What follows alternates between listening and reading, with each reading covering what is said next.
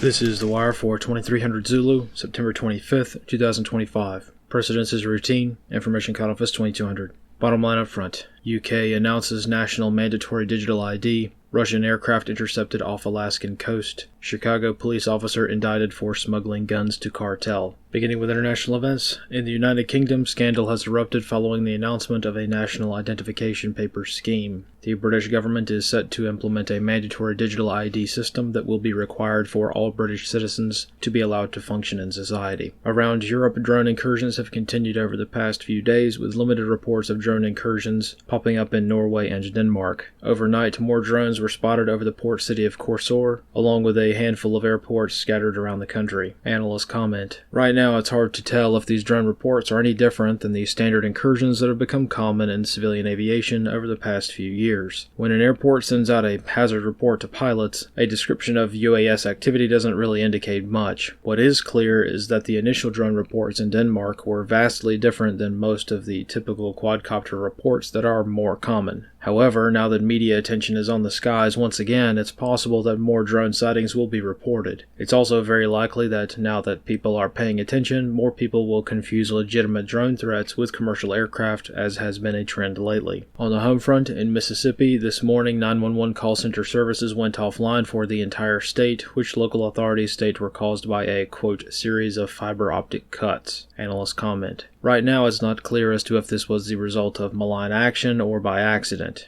Generally speaking, it would be a bad idea for an entire state's critical infrastructure to be vulnerable to one swipe of a backhoe, but it's certainly possible." In Illinois, a Chicago police officer has been indicted for smuggling weapons to cartels in Mexico. The indictment states that Officer Kevin Rodriguez used his law enforcement credentials to purchase firearms that were illegal for normal citizens to buy in the states of Illinois and Indiana. He was then paid by a cartel member by the name of Diego Valdez, who took possession of the firearms and smuggled them into Mexico. Analysts comment, "This scheme allegedly ran from September to December of 2024, and so far all of the court documents indicate that only two rifles were smuggled into Mexico. However, this may be a larger network, as these types of arrangements usually go on for some time before they are detected." In Alaska, this morning, U.S. Air Force aircraft were scrambled to intercept Russian bombers off the west coast. A flight of Russian Tu-95 Bear H aircraft were observed approaching the Alaskan Air Defense Identification Zone, or ADIZ, which prompted American aircraft to intercept them and escort them during their flight near American airspace.